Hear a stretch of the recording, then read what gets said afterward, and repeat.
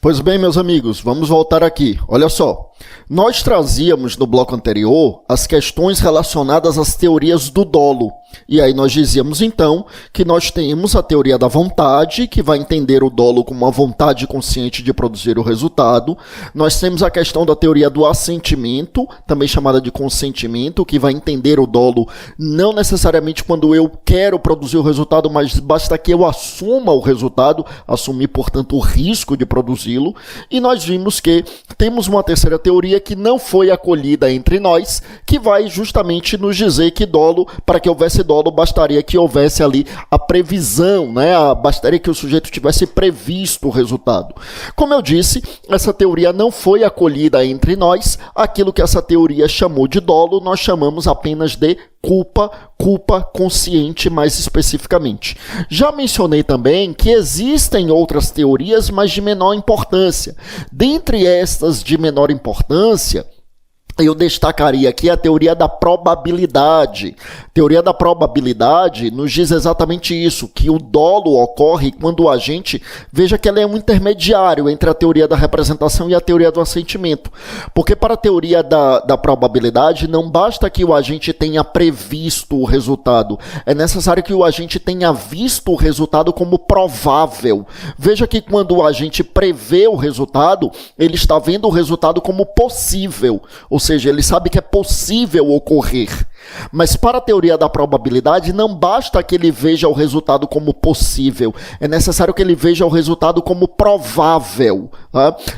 Mas de todo modo também não foi acolhido aqui no Brasil. Para que haja dolo no Brasil, é necessário que o sujeito tenha vontade de produzir o resultado, ou que ele tenha realmente, ou que ele tenha realmente assumido o risco de produzir o resultado. Então não basta prever o resultado, como diz a teoria da representação, e não basta prever o resultado como provável e não meramente como possível, como diz a teoria da probabilidade. Também não seria caso de dolo, também seria culpa consciente, porque para que seja culpa consciente, basta que o agente tenha previsto o resultado.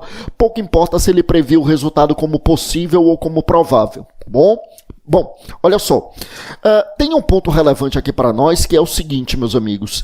Essa questão das modalidades de dolo, e nós falarmos aqui de teoria da vontade, nós falarmos aqui da questão dos tipos de dolo, nós já vimos aqui que 2 dolos, pelo menos, foram acolhidos aqui no Brasil, né? 2 teorias, pelo menos, e a gente viu que quando a gente falava de teoria da vontade, que, convenhamos, é a larga maioria dos casos de dolo que nós temos, aí a gente dizia aqui o seguinte, olha só, que o dolo é o binômio consciência e vontade. Dolo é o binômio consciência e vontade, consciência como elemento intelectivo e vontade como elemento volitivo. Aí a gente formata essa ideia de dolo conforme nós dizíamos.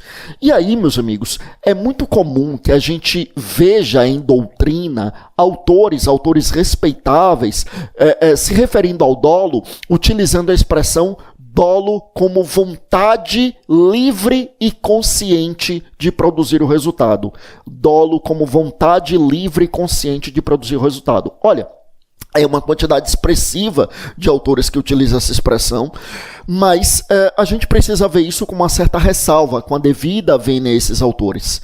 Porque o dolo é a vontade consciente de produzir o resultado e não a vontade livre e consciente de produzir o resultado. No momento do dolo, meus amigos, a gente não analisa a liberdade de vontade. A gente analisa se houve vontade e consciência, se houve consciência e vontade. A gente não analisa essa liberdade de vontade. A liberdade de vontade só é analisada em um momento posterior, lá na culpabilidade, que é o terceiro elemento do crime, como nós sabemos.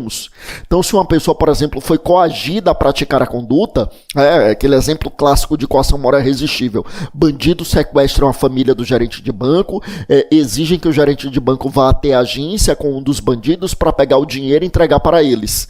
Nesse caso, veja, o gerente de banco agiu com dolo? Agiu. Por quê? Porque ele teve vontade vontade consciente de produzir o resultado. Ele tinha consciência do que estava fazendo? Ele tinha consciência de que estava pegando o dinheiro do banco e entregando para os bandidos? Sim, ele tinha essa consciência. E ele tinha vontade de fazer isso? Tinha.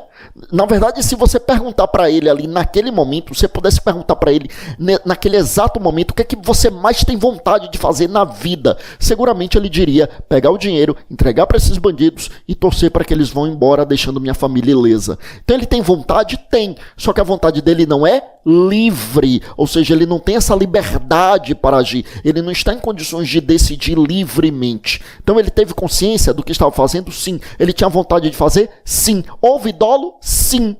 Mas havia liberdade de vontade? Não havia. E isso exclui o dolo? Não exclui o dolo. Isso é coação moral irresistível que exclui a exigibilidade de conduta diversa, que, como nós sabemos, é um dos elementos da culpabilidade. A gente já viu isso em blocos anteriores. Então, meus amigos, quando a gente fala em dolo, nós falamos na vontade consciente de produzir o resultado e não na vontade livre e consciente de produzir o resultado. A liberdade de vontade não é analisada no momento do dolo. A liberdade de vontade, eu vou repetir, ela não é analisada no momento do dolo. Ela é analisada lá na frente, quando a gente chega na culpabilidade. Pois bem, olha só, aí a gente vai ver agora, vou colocar aqui na tela, a gente vai ver aqui agora as modalidades de dolo que nós temos no nosso Código Penal. Já dissemos que foram adotadas duas teorias, a teoria da vontade e a teoria do assentimento, que também é chamada de teoria do consentimento, e é o que a gente vê agora no artigo 18 do nosso Código Penal. O artigo 18, ele tem assim, disse o crime, e aí veja, no inciso 1 eu vou ter a definição de crime doloso e no inciso 2 eu vou ter a definição de crime culposo. Por enquanto a gente vai ficar com o dolo, né? Então crime doloso aqui, artigo 18, disse o crime, e o artigo 18, inciso 1, define crime doloso dizendo assim, doloso quando o agente quis o resultado ou assumiu o risco de produzi-lo. Como nós sabemos, quando o código diz assim, o agente quis o resultado, nós estamos falando, meus amigos, da adoção da teoria do resultado. Querer o resultado significa que eu tenho consciência do que estou fazendo e tenho vontade de fazer. É a teoria da vontade.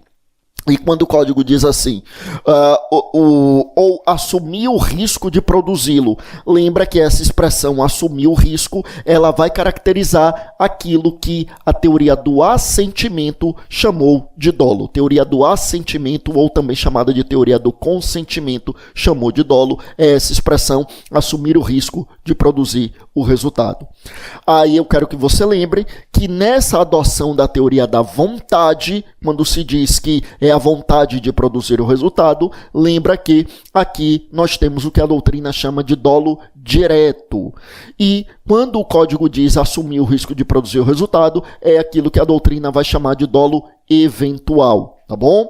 Bom, que mais? A gente precisa lembrar que quando eu falo em dolo eventual, eu estou falando em indiferença para com o resultado. Então, dolo eventual significa ser indiferente para com o resultado. É como se o agente dissesse, der no que der, não deixo de agir. Ou seja, eu não estou nem aí. Eu sei que o resultado pode acontecer. Eu não quero que aconteça, mas eu não estou nem aí. É um sujeito trafegando embriagado, e ele correndo em alta velocidade, e a pessoa que está no banco do carona diz, vai devagar, você pode atropelar e matar alguém, e ele, sob o efeito do álcool ou de alguma outra substância entorpecente, ele diz, né, quem quiser que saia da frente porque eu estou passando. Quer dizer, ele sabe que pode produzir o resultado, ele sabe que pode atropelar e matar alguém, mas ele se manifesta, ele se mostra completamente indiferente para com o resultado, quando ele diz, quem quiser que saia da frente porque eu estou passando. Quer dizer, eu quero atropelar e matar alguém? Não tem esse dolo, eu não quero produzir o resultado, mas ele se manifesta de forma bastante indiferente para com o resultado. Ele sabe que o resultado pode acontecer e ele diz, dane-se, não estou nem aí. Esse dane-se, não estou nem aí, é bem característico do chamado dolo eventual, essa assunção do risco de produzir o resultado, tá bom? Bom, volta comigo aqui para a tela, meus amigos. Veja, é importante a gente lembrar que nós temos, então, algumas distinções no que se refere ao dolo. A gente tem mais de uma modalidade de dolo acolhida no nosso Código Penal. E aí, meus amigos, a gente precisa entender quais as consequências disso na prática. Quais as diferenças entre eu ter um dolo direto e um dolo eventual? Veja, não faz diferença para o enquadramento típico da conduta. Eu vou repetir, saber se é dolo direto ou se é dolo eventual não faz diferença para o enquadramento típico da conduta. Para o enquadramento típico da conduta não fará diferença, tá? O que é que eu quero dizer com isso? O que eu quero dizer com isso aqui é o seguinte, o que eu quero dizer com isso, meus amigos, é que, a rigor, sendo dolo direto ou dolo eventual, eu vou ter o crime doloso do mesmo jeito. Ou seja, eu já disse aqui que a gente só tem crime culposo quando a lei previu expressamente a modalidade culposa, isso nós já dissemos aqui, mas é importante a gente avançar para a gente perceber o seguinte, a gente tem diferenças entre tipos penais dolosos e culposos. Então, lá no artigo 121, caput, homicídio doloso. Artigo 121, parágrafo 3º, homicídio culposo. Tá? Só que a gente não tem diferença de enquadramento típico entre as modalidades de dolo ou entre as modalidades de culpa. Quer dizer, quer seja dolo direto ou dolo eventual, o sujeito vai cair no mesmo tipo penal, artigo 121 caput. Quer seja culpa consciente ou inconsciente, sobre a qual a gente ainda vai falar, o sujeito vai cair no mesmo artigo 121, parágrafo 3º. Então, eu não tenho distinções em relação ao enquadramento típico. Ou seja, quer seja dolo direto, quer seja dolo eventual, é o mesmo tipo penal. Quer seja culpa consciente ou culpa inconsciente, é o mesmo tipo penal. Então, no artigo 121 caput, a gente tem um homicídio simples, é um homicídio doloso em sua modalidade simples, a pena de 6 a 20 anos. E sendo dolo direto ou dolo eventual, a pena será a mesma, de 6 a 20 anos. Ponto. Então, é o mesmo enquadramento típico, portanto. Agora, então na prática não faz diferença nenhuma? Aí é o juiz que vai levar as diferenças em consideração no momento da dosimetria da pena. No momento da dosimetria da pena, quando o juiz vai analisar, então, todos os elementos que constituem ali a aplicação da pena, aí sim é que o juiz irá, meus amigos, analisar de uma forma bem clara se será possível falarmos na distinção prática entre o dolo direto de um lado e o dolo eventual do outro. Então, o enquadramento típico é o mesmo, ou seja, é o mesmo tipo penal, mas a diferença de pena vai ser feita pelo juiz à luz do caso concreto. Tá? Bom, vamos lá. Eu vou avançar aqui para um outro tópico. A gente já viu aqui como é que está o crime doloso no nosso Código Penal. A gente ainda não vai chegar no crime culposo, a gente ainda tem coisas para falar sobre o dolo, e eu vou agora trazer exatamente aquilo que a gente chama de classificação do dolo. Na classificação do dolo, a gente vai ver aqui uma série de classificações. Classificação do dolo. Bom, e aí, meus amigos, para começo de conversa, a gente vai falar aqui na distinção do dolo, diferenciando o dolo de um lado direto e de outro lado o dolo indireto. Então, nós teremos o dolo direto e o dolo indireto, tá? Lembrando que esse dolo direto, ele também é chamado dolo direto e dolo indireto. Dolo direto ele também é chamado de dolo determinado, ou dolo incondicional, ou dolo imediato, ou ainda dolo intencional. Até parece realmente uma redundância, né? Falar em dolo intencional, mas é sinônimo. Então, é dolo direto, ou dolo determinado, ou dolo imediato, ou dolo incondicionado, ou dolo intencional. Já o dolo indireto, direto, ele é chamado de dolo condicionado ou dolo mediato, tá? Quando é que a gente tem um dolo direto? Aí é importante lembrar que, doutrinariamente, nós temos o dolo direto de primeiro grau e temos o dolo direto de segundo grau. Doutrinariamente, a gente fala nesse dolo direto, que, como eu já mencionei, pode ser chamado de incondicionado, determinado, intencional. Esse dolo direto, eu reitero, ele pode ser dividido em dolo direto de primeiro e de segundo grau. O que é o dolo direto de primeiro grau? O dolo direto de primeiro grau é exatamente aquilo que a teoria da vontade chamou de dolo e que nós temos no artigo 18, inciso 1, na primeira parte. Artigo 18, inciso de número 1, na primeira parte, quando se diz, então, quando se refere ali ao homicídio doloso, e nós temos ali a referência de acordo com a qual a gente sabe que, no artigo 18, inciso 1, o agente quis produzir o resultado. Então, dolo direto de primeiro grau é isso, é o agente que quis produzir o resultado. Ele efetivamente conduziu a sua atuação assim, para produzir o resultado. Então, eu quero matar, eu pego a arma, eu deflagro disparos e eu mato. Quer dizer, eu dirijo a minha conduta para satisfazer a minha vontade, que é a vontade de produzir o resultado. Agora, quando é que a gente tem um dolo direto de segundo grau? O dolo direto de segundo grau, meus amigos, ele também é chamado de dolo de consequências necessárias. Por que dolo de consequências necessárias?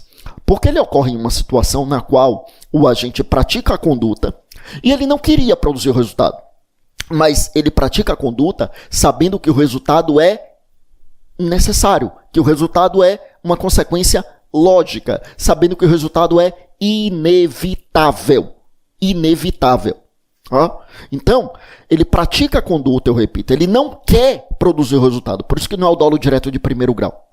Só que ele sabe que o resultado é inevitável. E é por isso que não é dolo eventual. Porque no dolo eventual, veja que o código diz que ele assume o risco. E risco envolve uma zona de incerteza. Risco é algo que pode ou não ocorrer. Aqui no dolo direto de segundo grau não tem risco, porque o resultado é inevitável. Inevitavelmente ocorrerá aquele resultado. Então não há que se falar em risco, portanto. Tá? Bom, o que a gente tem então? O que a gente tem então é o seguinte, exemplo. Exemplo clássico, exemplo bem emblemático, né? Vou citar dois exemplos que são muito conhecidos em doutrina. Primeiro exemplo, o sujeito quer matar uma mulher que ele não vê há algum tempo. E ele quer encontrar essa mulher para matá-la. Quando ele encontra essa mulher depois de alguns meses, ele percebe que essa mulher está grávida. Não é assim, digamos, uma gravidez inconfundível. Uma gravidez ali, não é começo de gravidez. Não, é gravidez de 8 meses, 9 meses, uma barriga imensa, né? Ou seja, inconfundível a gravidez. Ou seja, ele sabe que ela está grávida. E ele quer matá-la. E, em relação ao bebê, ele quer matar o bebê? Não. No meu exemplo, né? No meu exemplo, tentando raciocinar com a cabeça desse homicida. Né? Então, assim, ele quer matar o bebê? Não, ele não quer matar o bebê. Assim, ele nem sabe quem é o pai, para ele não faz diferença e, assim, na cabeça dele, tentando raciocinar com a cabeça desse homicida, na cabeça dele, se o bebê tivesse nascido e estivesse do lado ali no berço, ele mataria a mãe e deixaria o bebê lá para quem chegasse, tomasse conta e tal, enfim. Ou seja, ele não tem nada contra o bebê, ele não daria um tiro no bebê. Né? Se o bebê tivesse nascido, tivesse ali deitado no berço, ele mataria a mãe e deixaria o bebê. Então ele não quer matar o bebê. Só que o bebê está na barriga da mãe. E ele sabe que ao matar a mãe, inevitavelmente ele também mata o bebê. E aí é exatamente o que ele faz. Ele deflagra inúmeros disparos na mãe. Inúmeros, né? Sim, disparos na barriga, inclusive. Então, assim, matou a mãe e mata o bebê. Produzindo dois crimes. O homicídio em relação à mãe e o abortamento em relação ao feto. O crime de aborto, né? Que a conduta em si, na verdade, é abortamento, mas o nome do tipo penal é aborto. E aqui seria o crime do artigo 125, que é o aborto praticado por terceiro sem o consentimento da gestante. que a pena é de 3 a 10 anos, bem maior, portanto, do que o aborto praticado por terceiro com consentimento da gestante, por razões óbvias, que aí seria de 1 a 4 anos. Então, só que nesse meu exemplo, o que me interessa aqui é identificar o dolo, e a gente percebe o seguinte, olha, em relação à mãe, ou seja, em relação ao homicídio, não há a menor dúvida, meus amigos, de que nós estamos diante do dolo direto de primeiro grau, quer dizer, ele quer matar, ele dirige a sua conduta para produzir o resultado, ele deflagra os disparos e mata essa mãe. Tem um dolo direto de primeiro grau, ele quer produzir o resultado, ele vai lá e produz o resultado, ele mata. Mas em relação ao bebê, ele não quer produzir o resultado, então eu não tenho como falar em dolo direto de primeiro grau. Só que aí, como eu dizia, eu não posso falar apenas em dolo eventual. Porque a gente poderia raciocinar dizendo assim, olha, mas você não falou que o dolo eventual, o sujeito é indiferente para com o resultado? Nesse caso, ele é indiferente para com o resultado. Não, ele não é indiferente para com o resultado. Ou melhor, ele até é indiferente para com o resultado. Ele não está nem aí para a sorte do bebê, se vai sobreviver ou não. Só que, na verdade, neste caso especificamente, tentando pensar com a cabeça do assassino, ele sabe, para ele é inevitável o resultado. Ele sabe que o bebê não tem como sobreviver com aquela quantidade de disparos que ele deflagrou na mãe, inclusive no abdômen da mãe. Então, neste caso, meus amigos, perceba que eu não posso falar em dolo direto de primeiro grau em relação ao aborto, porque ele não queria produzir o resultado, mas eu não posso falar apenas em dolo eventual, porque ele não assumiu o risco de produzir o resultado. Porque risco é algo que pode ou não acontecer. E aqui ele sabe que o resultado é inevitável. Ele sabe, eu repito, que o resultado é inevitável, tá? Então, é aí que a doutrina cria essa ideia de dolo direto de segundo grau. É aquela hipótese em que o sujeito ele está no meio termo entre o dolo direto de primeiro grau e o dolo eventual. Dolo direto de primeiro grau, ele quer produzir o resultado, o dolo eventual ele assume o risco de produzir o resultado, só que no dolo direto de segundo grau ele não quer nenhuma das duas coisas. Ele pratica a conduta sabendo que o resultado é inevitável. Esse é o dolo direto de segundo grau.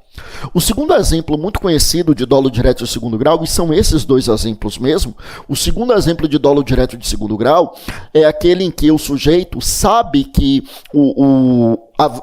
ele quer matar alguém e ele sabe que aquele desafeto que ele quer matar estará em um carro juntamente com o seu motorista. Ele sabe que o desafeto não dirige, ele sempre está com o motorista e ele então coloca uma bomba no carro e quando o carro está em andamento, está trafegando, ele deflagra ali, ele aciona a bomba e explode o carro matando os dois passageiros. Ora, em relação ao desafeto dele, a pessoa que ele queria matar efetivamente, não há dúvida, dolo direto de primeiro grau, ele queria produzir o resultado e dirigiu a sua conduta para satisfazer essa sua vontade de produzir o resultado. Só que em relação ao motorista, nós estamos diante, meus amigos, do dolo direto de segundo grau, porque ele pratica a conduta no caso consiste em acionar o mecanismo explosivo, então ele pratica essa conduta sabendo que o resultado é inevitável, então ele aciona ali a conduta e sabendo que a morte, ele não queria matar o motorista, mas ele sabe que a morte do motorista é inevitável, então nesse caso a gente teria um dolo direto de segundo grau, tá? Olha, há quem fale aqui no Brasil em dolo direto de terceiro grau.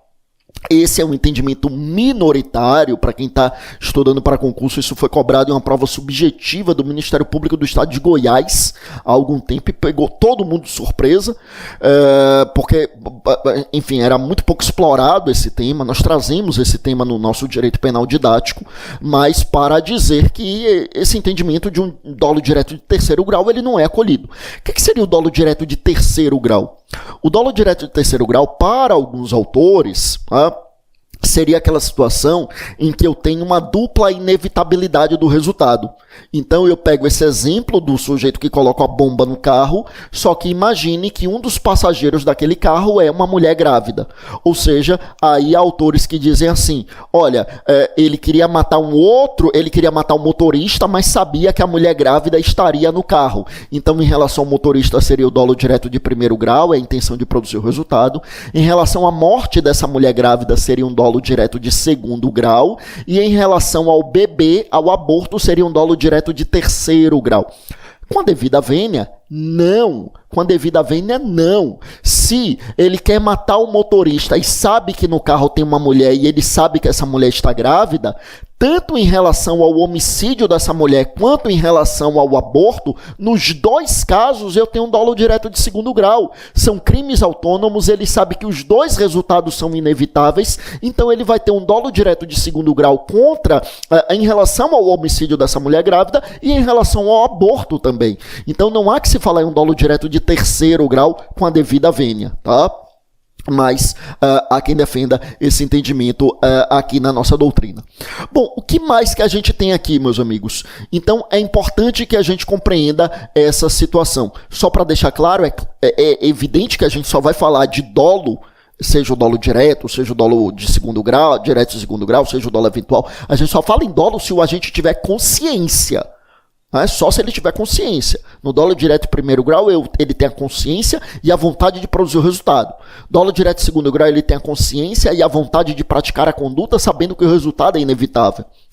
Ou seja, se o sujeito atirar em uma mulher que está grávida e ele não sabe que ela está grávida, está ali no começo da gestação, ele nem percebeu, claro que ele não responde pelo aborto. Ele não responde pelo aborto, ele responderia apenas pelo homicídio. Não responderia pelo aborto. Por quê? Porque faltaria o dolo. E como a gente já comentou aqui, não existe aborto na modalidade culposa. Só existe modalidade culposa quando houver expressa previsão em lei, e o aborto não é uma dessas hipóteses, tá? Bom, volta comigo aqui para a tela. Então, quando a gente fala nesse dolo direto, que a gente já mencionou aqui, é um dolo incondicionado, determinado, intencional, a gente vai segmentar, portanto, aqui em um dolo direto, podemos falar em dolo direto de primeiro grau e em dolo direto de segundo grau. Agora, quando a gente fala no dolo indireto, aí a gente vai poder falar no dolo eventual, que a gente já sabe que foi acolhido no nosso Código Penal, no inciso 1 do artigo 18, só que a gente vai falar também em um dolo alternativo. Lembrando que estamos em classificações doutrinárias, falaremos em dolo alternativo. Mas o que é isso? Como o prazo desse bloco está se esgotando, eu volto daqui a pouco no próximo bloco trazendo essas informações. A gente já volta. Vamos lá.